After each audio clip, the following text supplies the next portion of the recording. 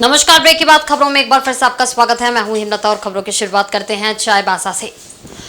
पश्चिमी सिंहभूम के चाईबासा से एक बड़ी खबर सामने आ रही है। यहां शराब के नशे में धुत एक शख्स ने अपनी 2 मासूम बेटी और अपनी पत्नी की कुल्हाड़ी से काटकर हत्या कर दी है। इस घटना के बाद आरोपी शख्स को पुलिस ने गिरफ्तार कर लिया है और उससे पूछताछ की जा रही है। इस घटना की खबर से इलाके में सनसनी फैल गई है। मामला चाईबासा मुफस्सिल थाना क्षेत्र के लादुराबासा गांव का बताया जा रहा है। घटना का कारण मामूली घरेलू विवाद बताया जा रहा है। गांव में हुए इस ट्रिपल मर्डर की घटना से गांव सन पड़ गया है। जिस शख्स पर अपनी 2 बेटी और पत्नी की हत्या का आरोप है उसका नाम है गुरुचरण पाड़िया। बताया जा रहा है कि गुरुचरण पाड़िया रोज शराब पीकर आता था और अपनी पत्नी से मामूली विवाद में झगड़ा मारपीट करता था। सोमवार की रात को भी गुरुचरण पाड़िया अपने घर शराब के नशे में धुत होकर पहुंचा था। उसकी 5 साल की बेटी रेणुका पाड़िया घर के अंदर थी, जबकि मां जानो बुड़ियुली अपनी 1 साल की बच्ची सुमी पाड़िया को दूध पिला रही थी। पति गुरुचरण पाड़िया ने फिर से नशे में धुत होकर पत्नी से झगड़ा करना शुरू कर दिया, जिसके बाद पति ने घर पर रखा धारदार कुल्हाड़ी उठाया और सबसे पहले घर के अंदर मौजूद बड़ी बेटी रेणुका पाड़िया पर कुल्हाड़ी से वार कर उसकी हत्या कर दी। उसके बाद गुरुचरण ने मां दूध पिला रही 1 साल की बच्ची सुमी पाड़िया पर कुल्हाड़ी से वार किया और उसकी भी जान ले ली। पत्नी जानो बुड़ियुली 2 बेटियों की हत्या से सन रह गई और पति से भिड़ गई, जिसके बाद पति ने पत्नी की भी कुल्हाड़ी से मारकर हत्या कर दी। घटना की सूचना पुलिस को दी गई। पुलिस घटनास्थल पर पहुंची और आरोपी गुरुचरण पाड़िया को मौके से गिरफ्तार कर लिया। वहीं आरोपी की पत्नी और 2 बेटियों के शव बरामद कर पोस्टमार्टम के लिए चाईबासा भेज दिया। इस घटना की प्रत्यक्षदर्शी खुद आरोपी की मां है, जिसने इस हत्याकांड को अपनी आंखों से देखा। घटना के दौरान वह भी घर पर मौजूद थी, लेकिन अपने बेटे की हिंसक प्रवृत्ति को देख वह किसी तरह जान बचाकर मौके से भाग गई। आरोपी की मां ने ही पुलिस को जानकारी देकर हत्यारे बेटे के खिलाफ प्राथमिकी दर्ज कर आरोपी बेटे को कड़ी से कड़ी सजा देने की मांग की है। मैंने अपना बीवी बच्चा, मैंने 2 छोटा बच्चा, एक तो 5 साल का बच्चा, एक तो 1 साल का बच्चा, और माँ के साथ थी। मैंने माँ छोटा बच्चा को गोदी में लिया हुआ था, दूध शायद पिला रहा था। उसी समय जो है ना, मैंने पहले उसका माँ को मारा, फिर उसके बाद उसका बच्चा को। क्यों बच्चा को मारा? 2 का बच्चा। कितना उम्र था? एक 5 साल का, घर का भीतर में उसको मारा, और उसके बाद में एक बच्ची, उसके बाद माँ को घर का मैंने आंगन में। क्या से मारा? हाँ, कुल्हाड़ी से। कुल्हाड़ी से? कुल्हाड़ी। पति मारा? हाँ, पति है मेरा। क्यों मारा? मैंने नशा में। क्या नाम था उसका?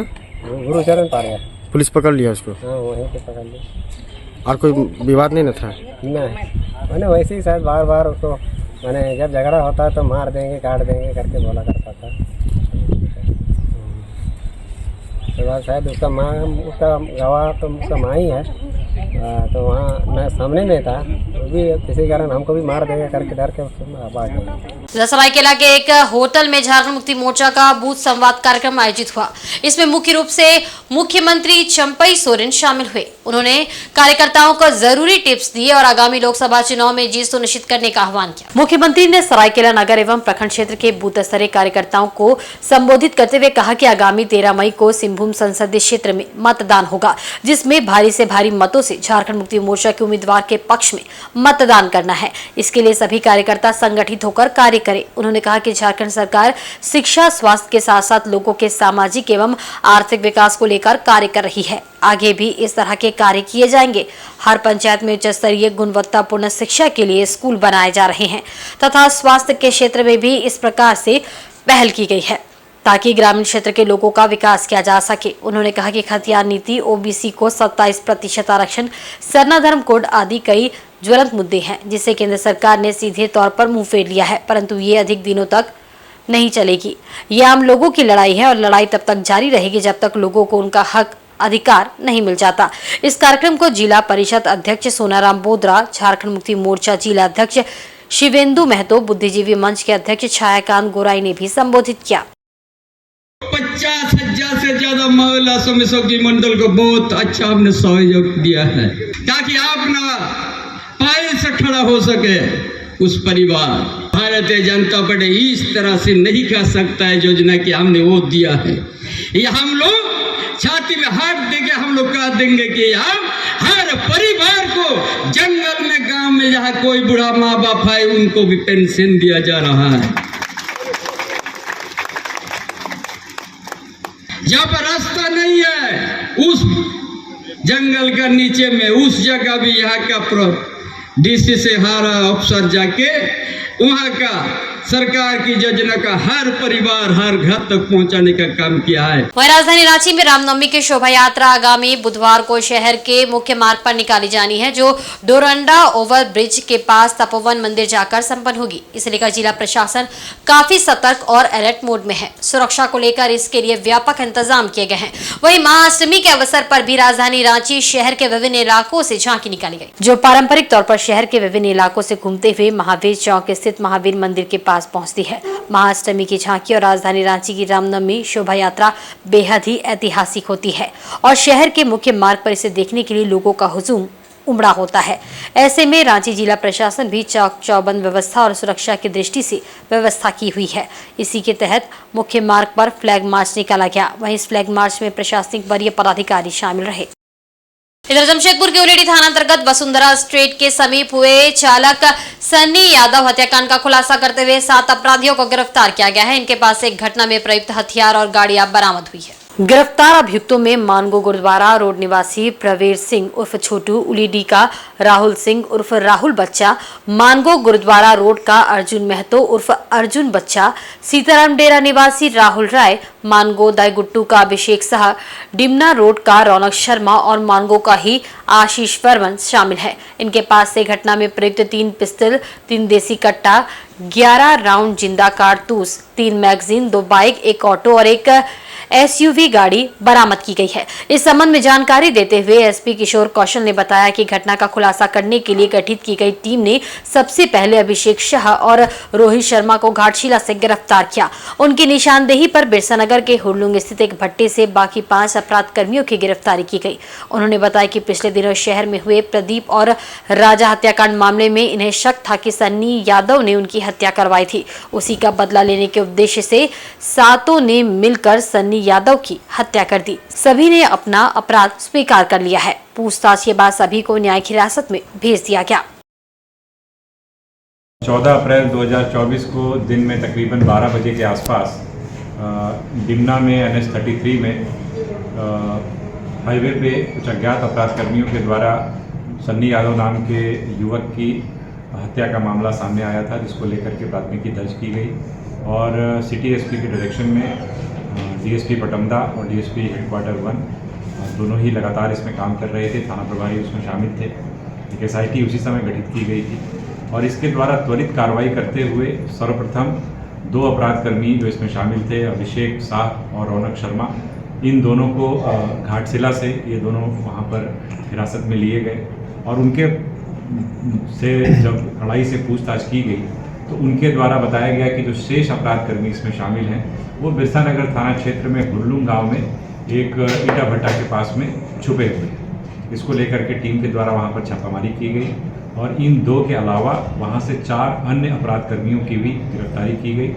कुल मिलाकर के 6 अपराध कर्मी इसमें शामिल हैं। 7 कुल मिलाकर के 7 अपराध कर्मी इसमें शामिल हैं जिनकी गिरफ्तारी की गई है और उनके पास से 3 देसी पिस्टल और 3 देसी कट्टा और 11 राउंड जो है आपको कार्ट्रिज गोलियां उनके पास से बरामद हुई हैं। इसके अलावा 3 मैगजीन भी मिली है। जिस बाइक का यूज़ किया गया था घटना को अंजाम देने के लिए, वो बाइक भी उनके पास से बरामद हुई है। जिस टेम्पो का यूज़ रेकी करने के लिए वहाँ पर किया गया था, वो टेम्पो भी बरामद किया गया है और एक और गाड़ी उनके पास से बरामद हुई है जिसका ये लोग प्रयोग कर रहे थे छिपने और भागने के लिए और ये इस फिराक में थे कि राज्य छोड़ करके किसी दूसरे राज्य में निकल जाएं, लेकिन इसके पहले ही पुलिस ने तत्परता से कार्रवाई की। वहीं झारखंड उच्च न्यायालय में प्रथम एवं द्वितीय JPSC सिविल परीक्षा में गड़बड़ी को लेकर बुद्धदेव उरांव के द्वारा दाखिल जनहित याचिका पर मंगलवार को सुनवाई हुई। इस मामले में न्यायमूर्ति रंगन मुखोपाध्याय की अध्यक्षता वाली खंडपीठ ने इसे दूसरे सक्षम बेंच में सुनने का निर्देश दिया है। इस मामले में CBI के द्वारा जाँच प्रक्रिया जारी की गई है, जिसका स्टेटस रिपोर्ट CBI के द्वारा दाखिल किया गया। प्रथम एवं द्वितीय जेपीएससी सिविल सेवा परीक्षा में गड़बड़ी को लेकर बुद्धदेव उरांव के द्वारा जो याचिका दाखिल की गई थी, उस जनहित याचिका पर आज सुनवाई करते हुए माननीय न्यायमूर्ति रंगन मुखोपाध्याय की अध्यक्षता वाली खंडपीठ ने इसे दूसरे सक्षम बेंच में सुनने का निर्देश दिया है। इस मामले में सीबीआई के द्वारा जांच प्रक्रिया जारी है, जिसका आज स्टेटस रिपोर्ट सीबीआई के द्वारा दाखिल किया गया। वहीं सिमुम लोकसभा सीट से भाजपा प्रत्याशी और सांसद गीता कोड़ा के चुनावी अभियान को रोके जाने और भाजपा कार्यकर्ताओं के साथ मारपीट करने की मामले की जांच शुरू हो गई है। मंगलवार को रांची जोन के आईजी अखिलेश झा गम्हरिया थाना पहुंचे और मामले की छानबीन की।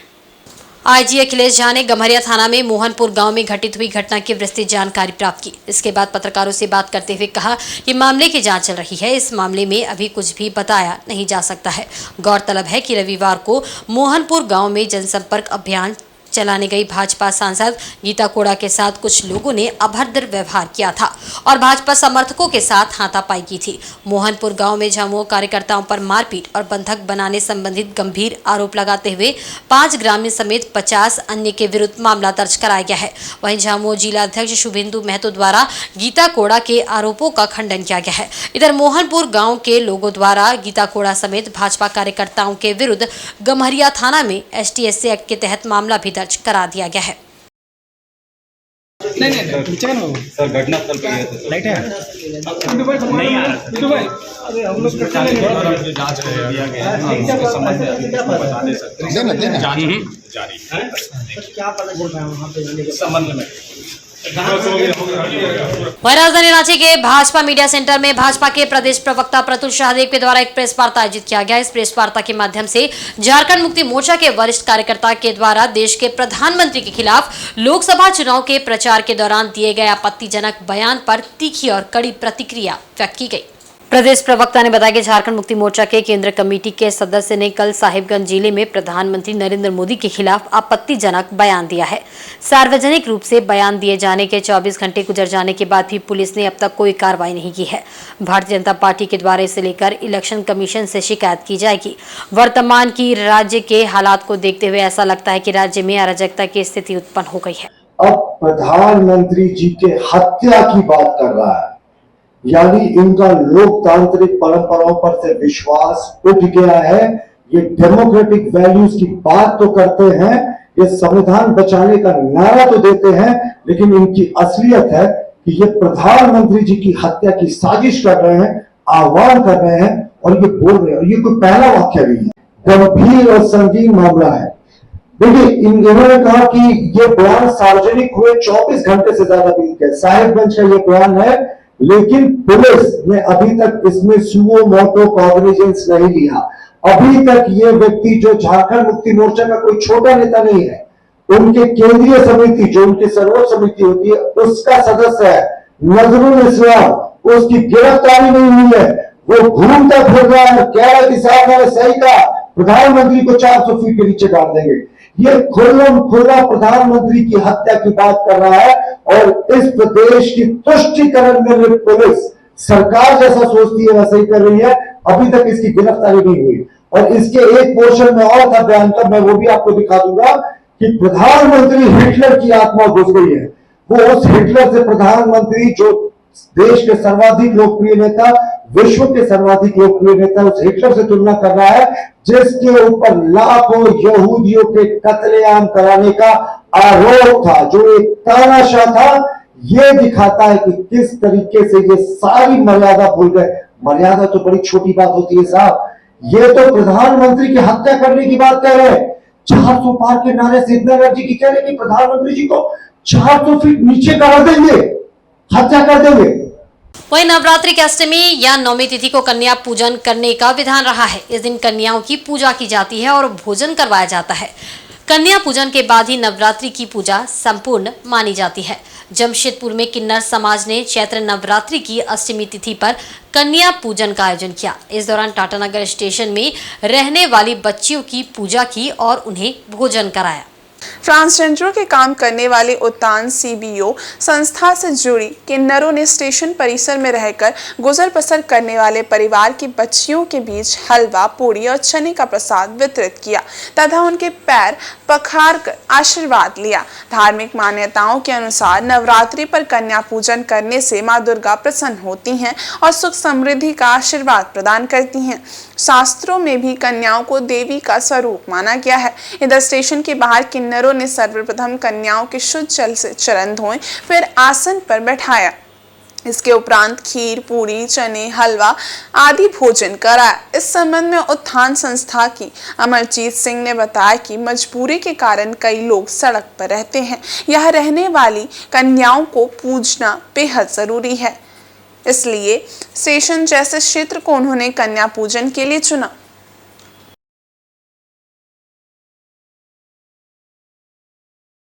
से प्रेम करते हैं, तो हमने यही सोचा कि आज जो भी स्टेशन पर सड़क पर रह रही बच्चियां हैं उनके बीच हम कन्या पूजन कर उनको पूजे, क्योंकि वो भी मातृशक्ति का रूप है, उनकी हम आराधना करें। तो आज हमने थाना टीम के साथ यहाँ आके हमने उनका कन्या पूजन किया।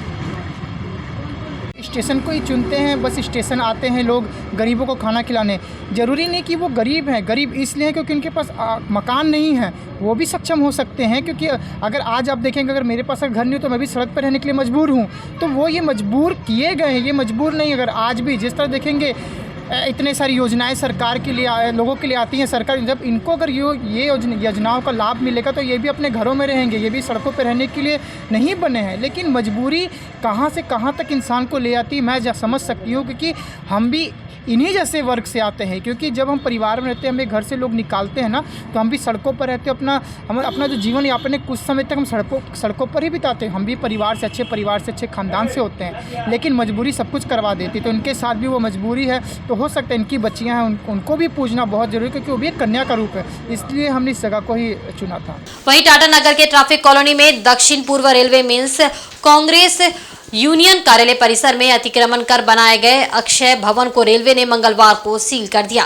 रेलवे के लैंड विभाग की टीम जैसे ही जेसीबी लेकर भवन को तोड़ने पहुंची, वहां पहले से मौजूद कांग्रेस जिला अध्यक्ष आनंद बिहारी दुबे और यूनियन नेताओं ने विरोध शुरू कर दिया। विरोध को देखते हुए रेलवे ने 19 अप्रैल तक के लिए इस अभियान को टाल दिया है। फिलहाल भवन को सील कर दिया गया है। मिली जानकारी के अनुसार इस भवन को लेकर हाई कोर्ट में मामला चल रहा था। रेलवे के पक्ष में आदेश आने के बाद रेलवे ने उक्त कार्रवाई की। ये मामला वर्ष 2018 से हाई कोर्ट में लंबित था। वहीं रेलवे मेंस कांग्रेस के मंडल संयोजक शशि मिश्रा ने कहा कि अक्षय भवन का निर्माण 2013 में हुआ था। पूर्व के DRM के द्वारा सामाजिक कार्य हेतु भवन निर्माण कराया गया था।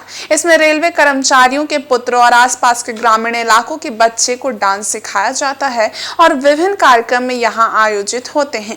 हाई कोर्ट के आदेश के बाद रेलवे के अधिकारी रेलवे सुरक्षा बल और बागबेड़ा पुलिस के साथ पहुंचे और भवन को तोड़ने की प्रक्रिया शुरू की। हालांकि विरोध के कारण तोड़फोड़ का कार्यक्रम फिलहाल रोक दिया गया है। रेलवे की टीम ने भवन को सील कर दिया है। वहीं रेलवे के अधिकारी ने कैमरे के सामने कुछ भी बोलने से इनकार किया।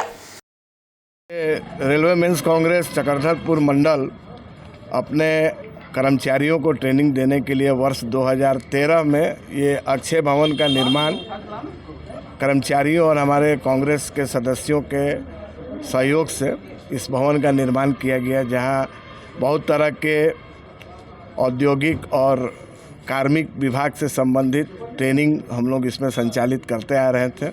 अभी भी इसमें डांस क्लास और कंप्यूटर क्लास चलता था, जिसमें हम लोग रेलकर्मी एवं आसपास के जो जनता है उनके भी बच्चों को बहुत कम शुल्क में प्रशिक्षण उपलब्ध करा रहे थे। और ये जो अक्षय भवन का अलॉटमेंट था, ये DRM साहब के अनुरोध पर, DRM साहब की अनुमति से वर्ष 2011 में हमको अलॉटमेंट इस ज़मीन का मिला था। ये अलग बात है कि हमको टेम्प्रोरी अलॉटमेंट किया गया था और हमने इसको ढलाई किया, लेकिन हमने रेल प्रशासन को लिखकर उसी समय दे दिए थे कि इसको आप टेम्प्रोरी मेजर में ही ट्रीट करें, और जब प्रशासन को ज़रूरत होगा तो हम लोग इसको खाली करने के लिए भी हम लोग रिटर्न में और हाई कोर्ट रांची के माध्यम से एफिडेविट करके रेल को दे दिए थे कि जब आपको ज़रूरत हो आप इसको इस्तेमाल कर सकते हैं। वहीं लोकसभा चुनाव में अधिक से अधिक मतदाताओं की भागीदारी सुनिश्चित करने के लिए राज्य में निर्वाचन आयोग की ओर से लगातार पहल की जा रही है। इसी कड़ी में मंगलवार को मुख्य निर्वाचन पदाधिकारी के रवि कुमार की उपस्थिति में मतदाताओं को जागरूक करने के उद्देश्य से बनी शॉर्ट फिल्म उठ चली का लोकार्पण किया गया। इस मौके पर चुनाव का पर्व कला महोत्सव पर आधारित कॉफी टेबल बुक का भी लोकार्पण हुआ। लोकार्पण समारोह को संबोधित करते हुए मुख्य निर्वाचन पदाधिकारी के रवि कुमार ने कहा कि मतदान प्रक्रिया में अधिक से अधिक मतदाताओं की भागीदारी सुनिश्चित करने के लिए इस बार सुबह 7 से 5 बजे तक का मतदान का समय निर्धारित किया गया है। 16 आवश्यक अनिवार्य सेवाओं से जुड़े लोगों को मतदान प्रक्रिया से जोड़ने के लिए पोस्टल बैलेट पर जोर दिया जा रहा है। इनके अलावा 85+ उम्र के मतदाताओं को 40% से अधिक दिव्यांग मतदाताओं को वोट देने के लिए आयोग की तरफ से व्यवस्था की जाएगी। उन्हें मतदान केंद्र तक लाया जाएगा और पुनः घर तक पहुंचाया जाएगा। कुछ खास परिस्थितियों में 85+ उम्र के मतदाताओं की सुविधा को देखते हुए घर पर भी पोस्टल बैलेट के प्रयोग की व्यवस्था की गई है। मुख्य निर्वाचन पदाधिकारी के रवि कुमार ने कहा कि आयोग ने इस बार दिन भर मतदान का स्लोगन जारी किया है। लोगों में मतदान के प्रति अधिक से अधिक जागरूकता आए, इसके लिए शॉर्ट फिल्म और कॉलर ट्यून जैसे माध्यमों का भी सहारा लिया जा रहा है। वो सीनियर सिटीजन है, 85 उम्र का ऊपर है। उस तरफ से PWD वोटर है, वो 40% ऊपर का डिसेबिलिटी है। वो बूथ में आने के लिए हम लोग गाड़ी का व्यवस्था करेंगे। वो गाड़ी का व्यवस्था का बाद भी वो बूथ नहीं आ पाएंगे करके किस किस का असेसमेंट हो रही है, उनका हम लोग का घर पर जाके वो पोस्टल बैलेट के माध्यम से उनका वोटिंग करवाएंगे। अभी उसी का संबंध में एक वीडियो है, वो भी आपका पास दिखा है। जमशेदपुर के सुंदरनगर पुलिस ने मंगलवार को छापेमारी अभियान चलाकर 4 अवैध शराब भट्टियों को ध्वस्त कर दिया। पुलिस की इस कार्रवाई से शराब माफियाओं में हड़कंप मचा हुआ है। चुनाव के मद्देनजर पुलिस नशे के खिलाफ लगातार अभियान चला रही है। पुलिस को गुप्त सूचना मिली थी कि लाइलम गांव के पास पहाड़ी पर अवैध रूप से देशी शराब की भट्टियां संचालित हो रही हैं। इसके बाद पुलिस ने टीम बनाकर पहाड़ी पर छापेमारी की। पुलिस को देखते ही अवैध शराब कारोबारी हर बार की तरह इस बार भी मौके से फरार हो गए। पुलिस टीम ने कार्रवाई करते हुए 4 भट्टी शराब बनाने के उपकरण और 20 ड्राम जावा को नष्ट कर दिया। मौके से 50 लीटर महुआ शराब को जब्त किया गया है। सुंदरनगर थाना प्रभारी शंकर कुशवाहा ने बताया कि यह अभियान आगे भी चलता रहेगा। क्षेत्र में किसी भी कीमत पर अवैध शराब की खरीद बिक्री नहीं होने दी जाएगी। इस अवैध कारोबार में शामिल लोगों को पकड़ने के लिए छापेमारी की जा रही है। क्षेत्र के लाइलम में सूचना प्राप्त हुआ कि लाइलम के पहाड़ी एरिया और जंगल क्षेत्र जो है उसमें लोग अवैध रूप से देसी शराब के भट्ठा चला रहे हैं। इस सूचना का सत्यापन है तो सनहा दर्ज करते हुए वरीय पदाधिकारी को सूचित किया गया एवं एक टीम बना करके थाना स्तर से एक टीम बना करके छापामारी किया गया। तो देखा गया कि भारी मात्रा में वहाँ पर शराब निर्माण कराया जा रहा है और पुलिस बल को देखते ही अननोन जो पर्सन था शराब निर्माण करने वाला भाग खड़ा हुआ जंगल में और भागने में सफल भी हुआ। तो सशस्त्र बलों की सहायता से वहाँ पर लगभग 20 ड्राम में जावा था और बड़ा डेगची 4, गैलन 6 पीस और लगभग 40 लीटर देसी महुआ शराब भी पाया गया। तो गैलन और ड्राम में जो जावा वगैरह था उसको भी नष्ट किया गया। शराब बनाने के उपकरण को भी नष्ट किया गया सशस्त्र बल की सहायता से। साथ ही 40 लीटर देसी महुआ शराब को जब्त किया गया है और यह अभियान लगातार अभी चलेगा जब तक इस पर पूर्ण रूप से अंकुश न लग जाए। जमशेदपुर के जिला निर्वाचन पदाधिकारी के निर्देश पर जिले भर में मतदाता जागरूकता अभियान चलाया जा रहा है। इसमें एनसीसी कैडेट मुख्य भूमिका निभा रहे हैं। कैडेटों का उत्साह बढ़ाने के लिए मंगलवार को जिला मुख्यालय सभागार में सम्मान समारोह का आयोजन किया गया। इसमें मुख्य रूप से जिले के उप विकास आयुक्त मौजूद थे। उन्होंने सभी कैडेटों को प्रशस्ति पत्र देकर सम्मानित किया।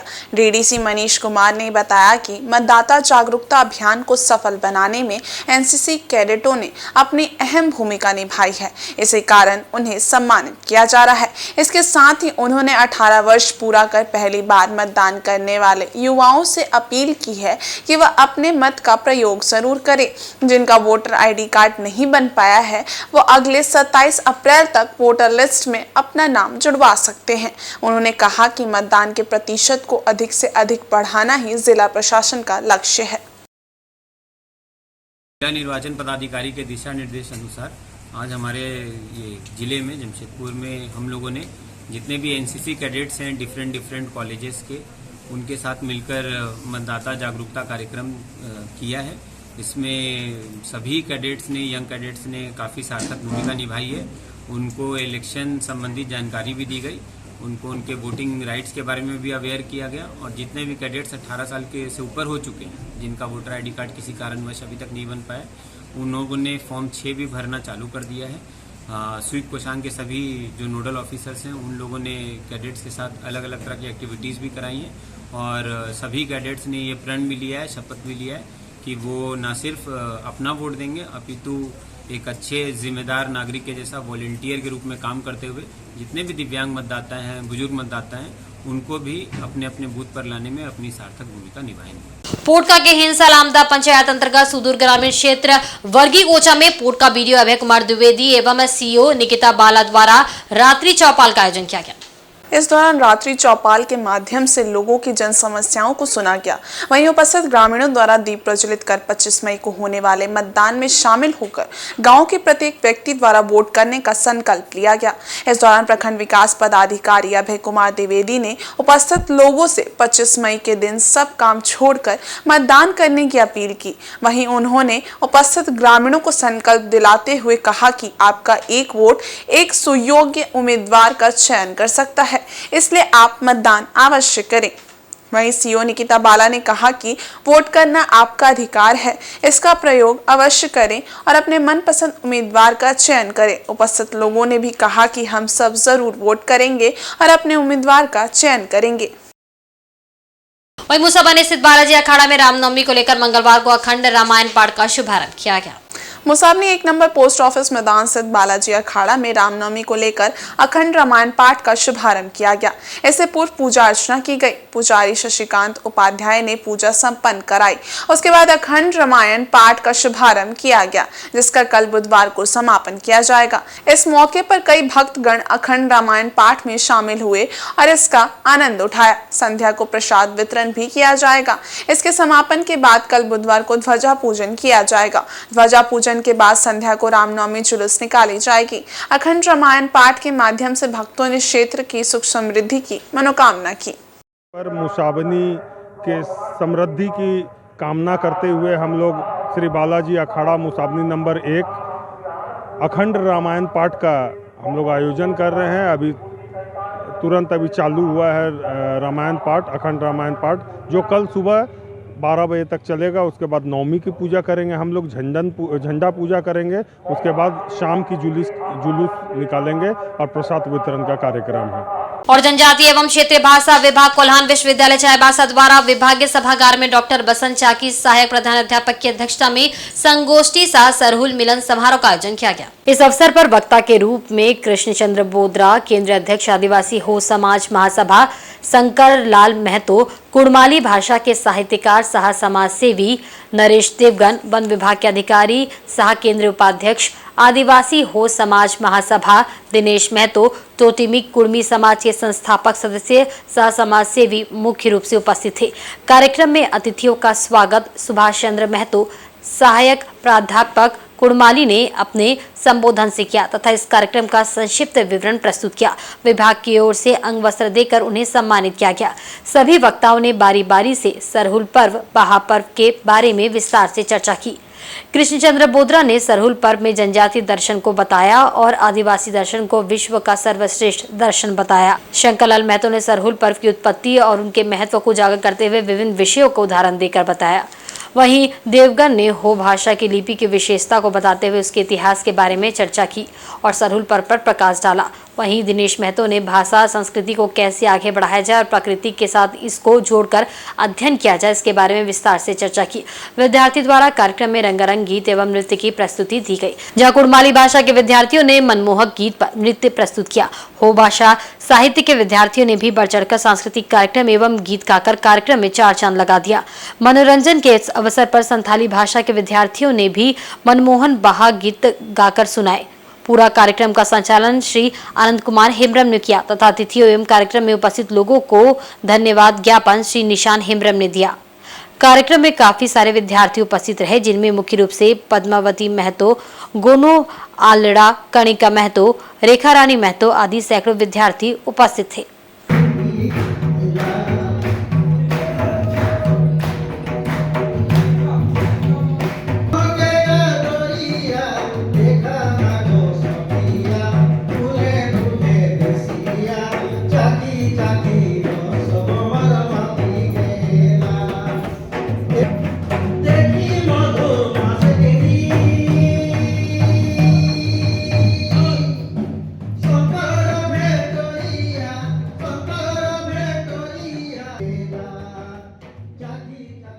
और आज के बुलेटिन में बस इतना ही। कल फिर हाजिर होंगे कुछ नई खबरों के साथ। तब तक देखते रहें इंसाइड झारखंड न्यूज। नमस्कार।